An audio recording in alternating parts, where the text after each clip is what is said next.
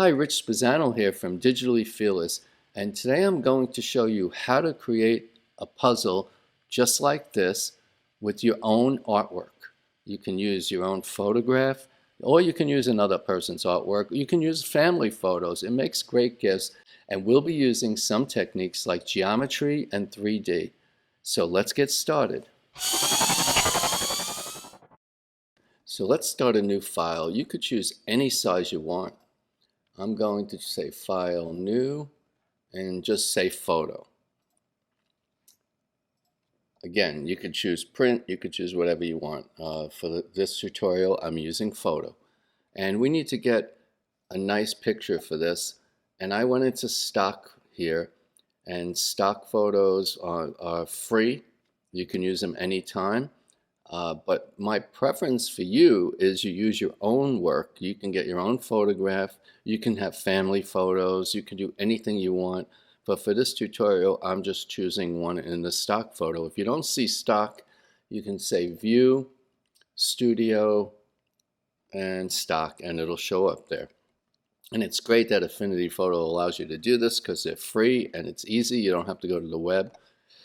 And you have choices of Unsplash, Pexels, and Pixabay, I'm sorry. So I'm choosing Scene, and I'm going to scroll down, and I saw one that I liked, and now just scrolled back up somewhere. So maybe I'll have to find a different one. Doesn't really, oh, there it is. And I'll drag that right to the center. And of course, it's too big for my photo size, so I'm just going to bring it down to fit somewhere in the photo. And we will resize it later, so let's just do that first. So that's the photo I am going to use for the puzzle. Now we go back to the layer, and I want to lock that layer for now, and I want to hide it. So next we're going to create the puzzle pieces. It's very important when we create each piece here that snapping is turned on. So make sure your snapping up on top with the magnet is turned on. So we go to Shape Tool, Rectangle, and hold Shift and make a perfect square. You can give it a color. I'm just using a light blue for now, and move it. You see with the snapping? Move it to the center of the page. So I'll get a close-up there. And then the next thing, actually, I think I'll give it a slight stroke. I don't know, it doesn't matter. You pick a size, but something that you can see a little bit of the outline. I'm doing 0.2. And make sure you have Scale with Object selected. That's just so you can see where the stroke is. It doesn't matter later on, but it's easier to work with. And now we'll go back to the Shape Tool and choose Ellipse and hold the Shift and make a perfect circle. And now we'll move that, oops, I'm sorry. Now we'll pick it, now we'll go to the pointer, and let's get that, make sure you're lined up. You see the center, and make sure it lines up the center. This should line up, and this should line up in the center, just like that. Now click that, and hold Alt and drag it down. And once again, it must be centered there and centered across. You will see a cross right in the middle there. And that means you're lined up perfectly. Select that and hold Alt and go to this side. And right there, see how the cross meets? That's perfect. Alt again, go this way. And there you go. So everything is symmetrical. It has to be a perfect circles, has to be a perfect square, and it has to be in the center of each section like that. So now comes the geometry part. You select the circle, the square, and the circle. And as long as the circles are above the square, you can do Layer, Geometry, Subtract. And now you can select all three and do Layer, Geometry, and Add. Now we can reshape this later, but we can't reshape it until we put all the pieces together. So Now let's take this one and hold down Alt and drag a copy down, and then make sure you turn it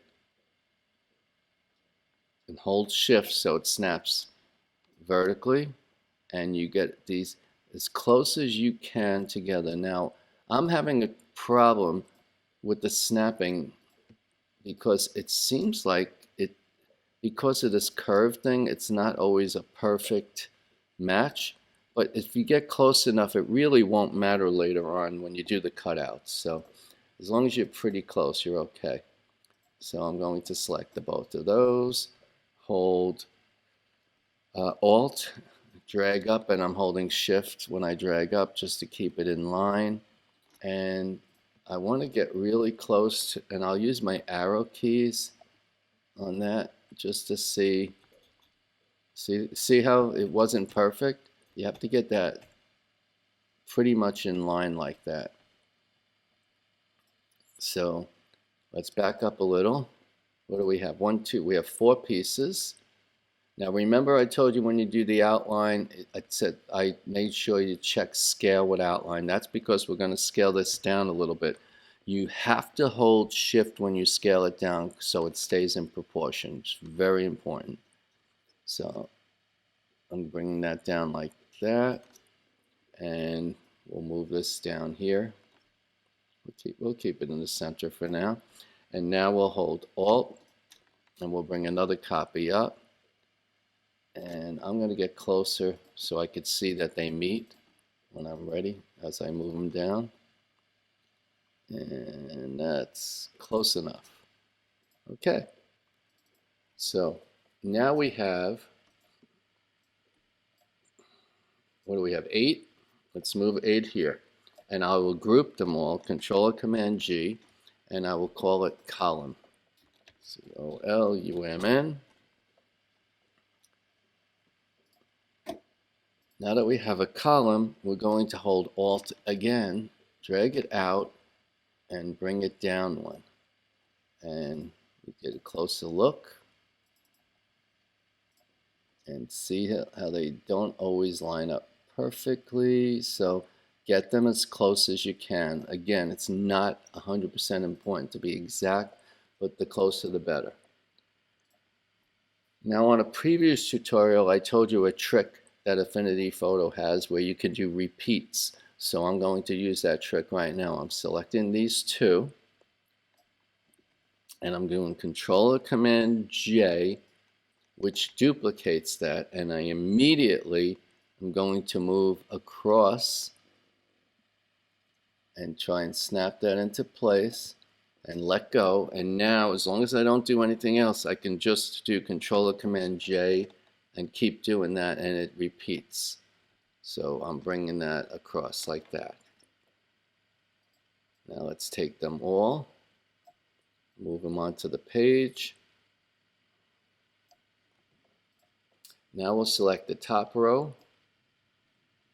Oh, I'm sorry. Before we can select the top row, we have to select everything again.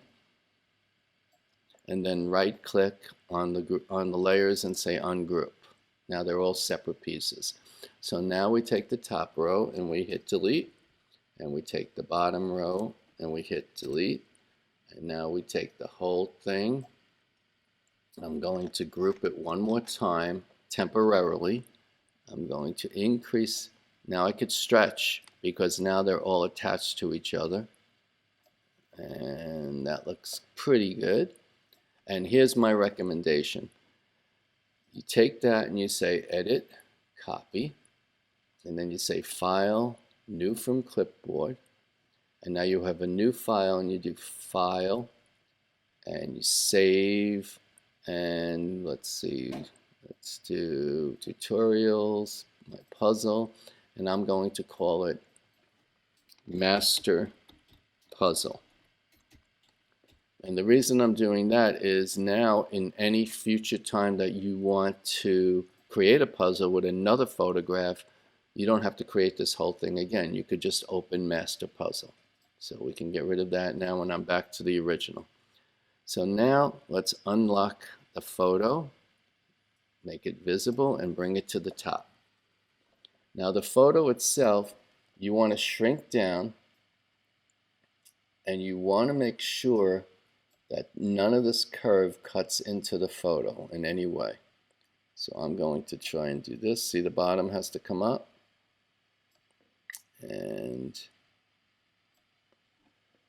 close to the centers are really good, but you have to be sure that this circle does not cut into any of it. And I think we're okay there. So that's not bad. I think I'll stay with that one. And let's just take it down a little to be sure that nothing is cut into. I'm not sure about this bottom corner here, so I'm going to go up a little bit like that. There we go. Okay. Now comes the fun, the not so fun, I should say, and tedious part. And later on we'll do some cool effects to make them actually look like puzzle pieces.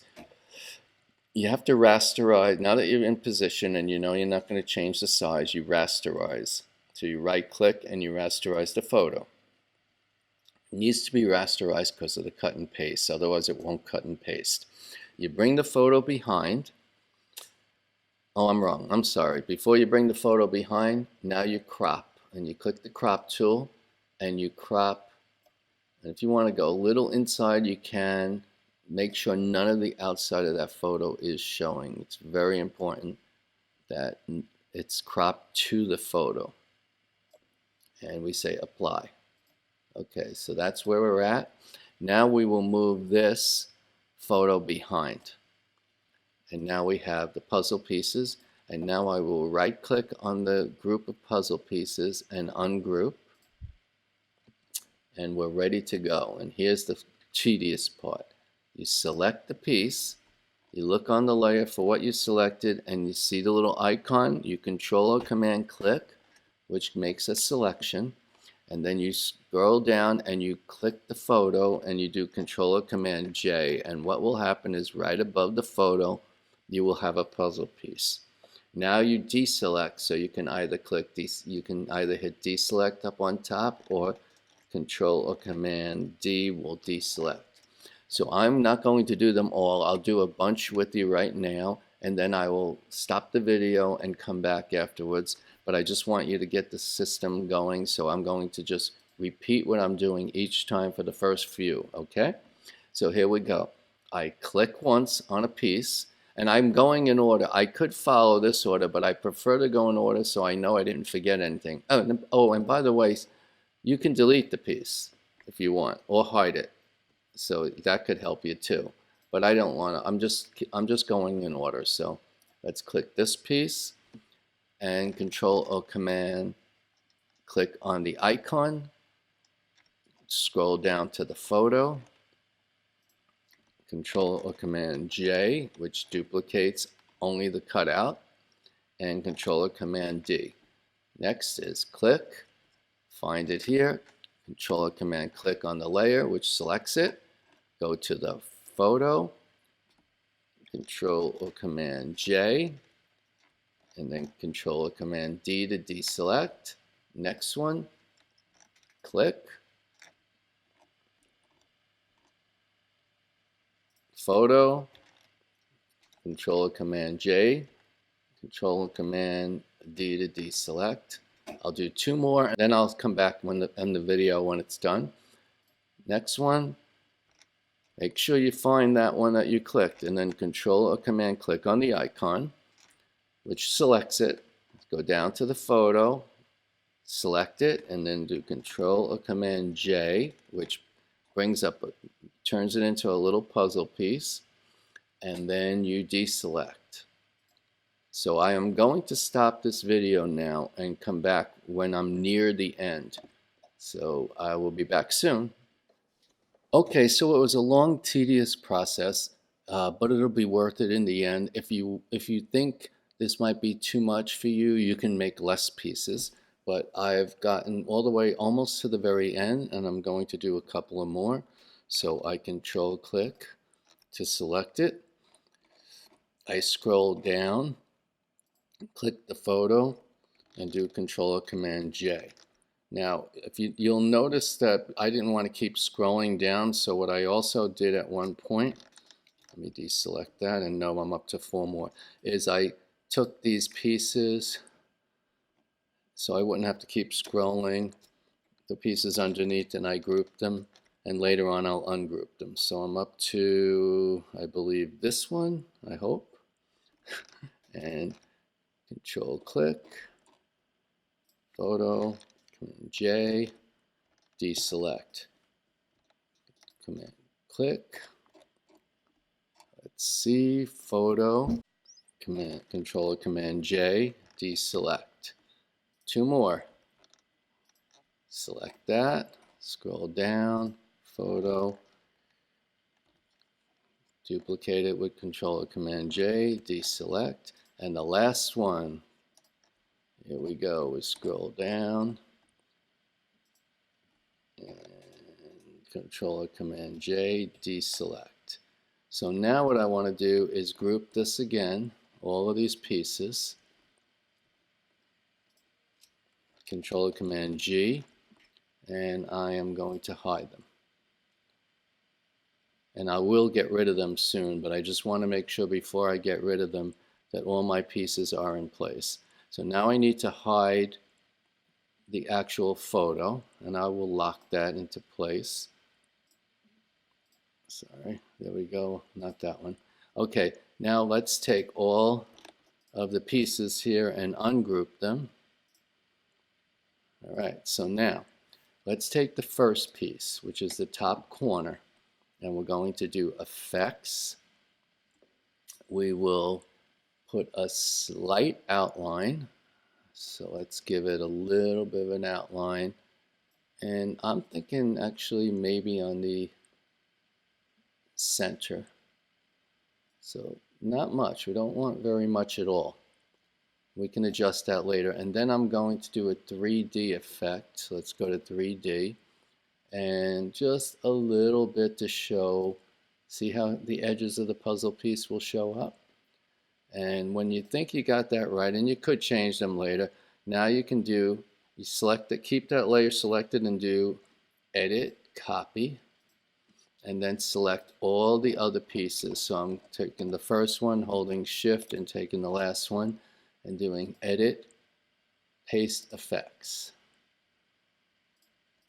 So now we have a puzzle, and it's good just like that. So if you want to just print this, you can print this like this, but I want to take it a little step further because I think this is pretty cool the way it is right now. In fact, you know, before we change this, I think what I'm going to do is take all these puzzles one more time, all these pieces, and group them. So now that's our whole puzzle. And I want to duplicate this so I can always show the original puzzle. So I'm going to do Control or Command J. So now we have them. So this is called puzzle. Puzzle solved. Let's do this. And this one we will call just puzzle unsolved. And I'll show you why. Right now, at this point, I can delete these pieces because I know all my pieces of my puzzle have been done and I didn't miss any. So I'm going to delete that layer. And so I'm going to hide puzzle solved right now. So now what I'll do is I'm going to bring my photo out a little bit, and I'll take the crop tool, and I want to increase the size of the canvas I'm working with. I can change that later, but I want to increase it for now, and I'll hit apply.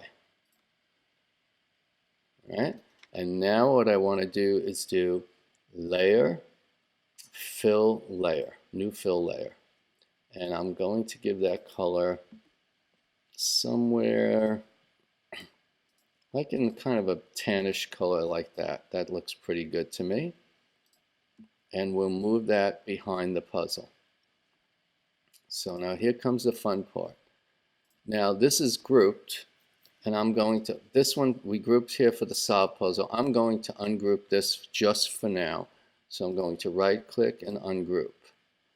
And now I have all my pieces separated. So all I have to do is grab some of these out, just like this. And don't forget, I could turn them. I can make them any way I want. I can overlap them.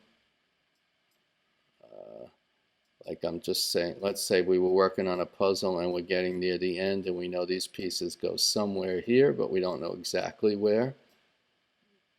This could be this way, like that, like this. And then maybe we don't have some of these because we aren't sure where these go. And so these pieces are all over the place like this. And we have some of these missing in here that we haven't worked out yet. Let's move these closer. I think they'll look better like this. So, and I think that that's going to be it.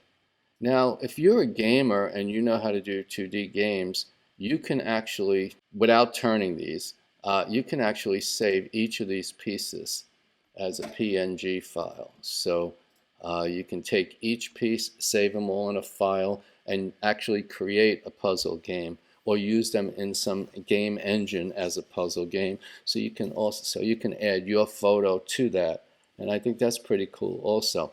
And you can also do, if you wanted, you could play right here if you wanted to and pull them all out. But you can bring your not your solve puzzle, I'm sorry. If you lower the fill behind everything, you can bring your stock puzzle back, and if you wanted, if you wanted to cheat, you can show what it looks like so you know where the pieces go, like that. So that's how you create a puzzle. So once again, use your own photograph if you'd like, or put a family photo in there, and I think it's kind of a cool effect. You can give it different backgrounds, you can give it a lot of different looks.